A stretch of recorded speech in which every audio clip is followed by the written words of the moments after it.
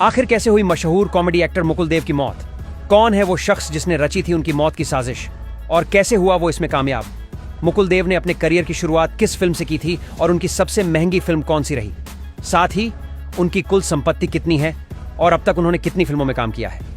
आइए जानते हैं इस वीडियो में पूरी कहानी।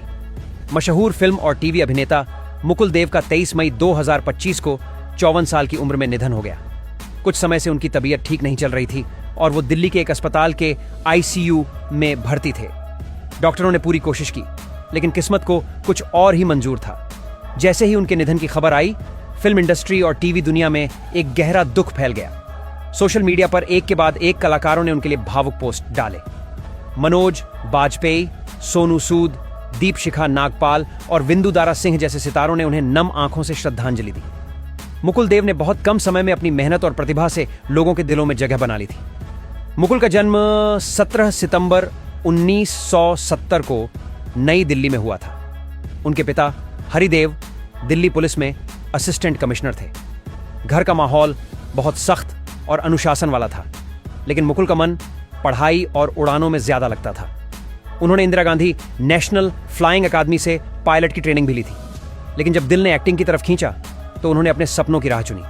उनके बड़े भाई राहुल देव भी फिल्म इंडस्ट्री में एक जाना माना नाम है। दोनों भाइयों ने मिलकर कई फिल्में की, लेकिन मुकुल का अंदाज थोड़ा अलग और शांत किस्म का था। वो ज्यादा शो ऑफ नहीं करते थे, बस काम में डूबे रहते थे। 1996 में फिल्म दस्तक से मुकुल ने अपने एक्टिंग करियर की शुरुआत की। इस फिल्म में उन्होंने एक पुलिस अफसर एसीपी रोहित मल्होत्रा का किरदार निभाया था, जो लोगों को बहुत पसंद आया। इसके बाद उन्होंने वजूद, कोहराम, मुझे मेरी बीवी से बचाओ, यमला पगला दीवाना, सोन ऑफ सरदार, आर राजकुमार और जय हो जैसी कई बड़ी फिल्मों में काम किया। पर सिर्फ फिल्मों से ही उनका सफर नहीं रुका। उन्होंने टीवी पर भी कई हिट सीरियल किए। घरवाली ऊपर वाली, कहानी घर घर की, कुमकुम, प्यार जिंदगी है और शिश फिर कोई है जैसे शो में उनकी एक्टिंग को खूब सराहा गया। साथ ही उन्होंने फियर फैक्टर इंडिया का पहला सीजन भी होस्ट किया, जिससे उनके चाहने वालों की संख्या और बढ़ गई। मुकुल सिर्फ हिंदी फिल्मों तक सीमित नहीं थे।